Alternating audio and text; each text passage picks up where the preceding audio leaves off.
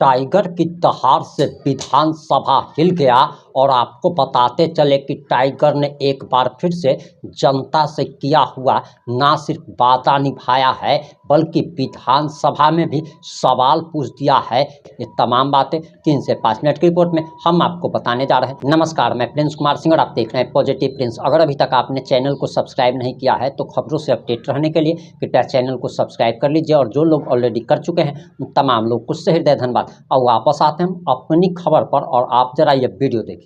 किसानों की याद करते हैं और भारत देश, झारखंड प्रदेश किसानों का देश है, तो निसंदेह मैंने कल सर्वदलीय बैठक में सुझाया भी था कि अगर समय मिले तो माननीय अध्यक्ष महोदय अपने विशेषाधिकार का प्रयोग करते हुए 2 घंटा कम से कम एड ऑन कीजिए समय में और कृषि पे चर्चा कीजिए, किसानों की स्थिति पे चर्चा की जाए। इस बार अतिवृष्टि जी, अगर आप धान की दृष्टि से देखें तो धान इस बार ठीक ठाक होगा, चूँकि धान के लिए इस बार हमें लगता है कि तमाम जो इससे पहले बाद खेत जिसे कहते हैं हम लोग वो पड़ती रहता था, लेकिन इस बार जिस प्रकार बारिश हुई है इस बार बहियार, कनारी या हेर के अलावा बाद में भी धान अच्छा होगा। लेकिन उसके बाद एक प्रभाव ये भी पड़ा है कि आपका मक्का तथा इत्यादि जो बाकी फसल होते हैं उनका नुकसान हुआ है। तो इस पर मैंने कल भी सुझाव दिया था माननीय अध्यक्ष महोदय थे, मुख्यमंत्री महोदय को, कि 2 घंटा कम से कम मानसून सत्र को कृषि सत्र का नाम दिया जाए और 2 घंटा किसानों पे विशेष चर्चा की जाए।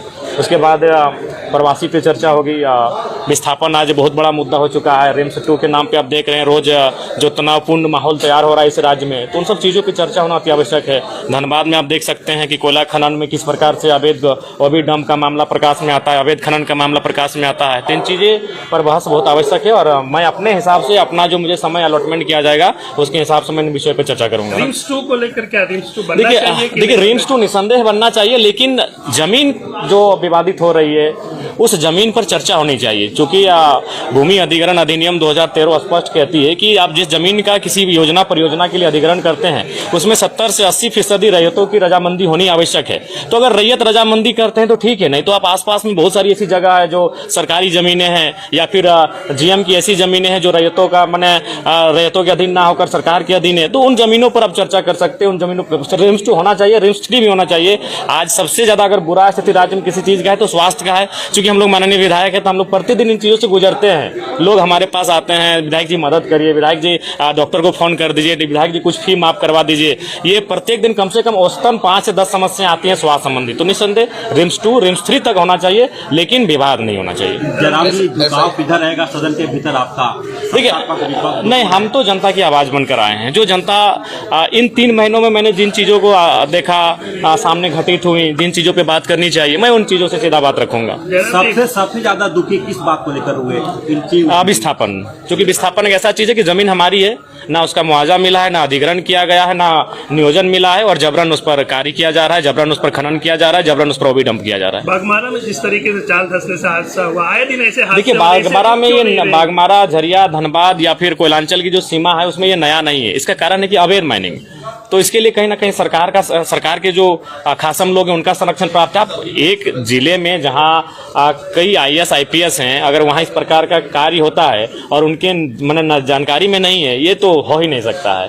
तो हमें लगता है कि इस पर मानवता का भी ध्यान रखना चाहिए। हर चीज पूंजी और मुनाफा नहीं होता है। जिस प्रकार लोगों की जानें चली जा रही हैं और उस पर कार्रवाई तक नहीं होती है, ये बहुत ही दुर्भाग्यपूर्ण है। 7 तारीख से मुखिया लोग, जनप्रतिनिधि विधानसभा को घेरने आ रहे हैं। पंचायत को पैसा ही नहीं दिया 1.5 साल। नहीं, ये तो सच्चाई है। जैसे को वार्ड सदस्य का जो पोस्ट है वो तो बड़े निरर्थक है, नाम का ना काम का कुछ मतलब नहीं। वार्ड सदस्य का, पंचायत समिति का भी वही हाल है। मुखिया को तो तनी मनी योजना परियोजना मिल जाता है, लेकिन पंचायत समिति की स्थिति बदतर है, जिला परिषद की स्थिति बदतर है और वार्ड सदस्य तो बेकार, इसका तो बेकार ही चुनाव कर रहे हैं। तो सच्चाई है ये, कोई जो हम लोग भी वहीं से आते हैं, तो निसंदेह उनकी जो मांगे हैं, उनका जो अधिकार क्षेत्र में आता है वो सरकार को देना चाहिए। साथ बने रहना, तभी मानव जीवन आगे बढ़ सकता है।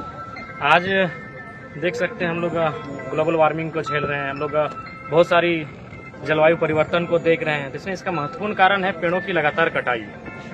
जिस प्रकार से हम लोग उद्योग स्थापित करने के लिए, कल कारखाने स्थापित करने के लिए, तमाम योजनाओं को स्थापित करने के लिए पेड़ों की, जंगलों की कटाई कर रहे हैं, उसका एक महत्वपूर्ण कारण है आज ग्लोबल वार्मिंग हो, जलवायु परिवर्तन हो, बहुत सारे विषय, चाहे बहुत सारी महामारियां, बहुत सारे मानव के बीच नए नए रोगों का सृजन होना।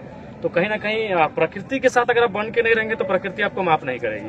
तो हालांकि हम लोग यहाँ एक विधायक के तौर पे लगाए हैं, ये एक प्रोटोकॉल है, एक कार्यक्रम है, लेकिन वास्तविकता है कि आप लोग बिना विधायकी के, बिना कैमरे के कितना पेड़ लगाते हैं, बिना मीडिया में बने रह के कितना पेड़ लगाते हैं, ये महत्वपूर्ण है। आज मीडिया हमें देख रही है, कैमरे में आप ले रहे हैं, कल मेरी तस्वीर आप फोटो छापेंगे तो हम ईमानदारी से एक पेड़ आपके सामने लगा दिए, लेकिन ये असल नहीं होगा पर्यावरण मित्र का होना। आप ऑफ कैमरा क्या काम करते हैं वो महत्वपूर्ण है। आपने पौधा लगाया? आप चलिए, आपको हम दिखाएंगे।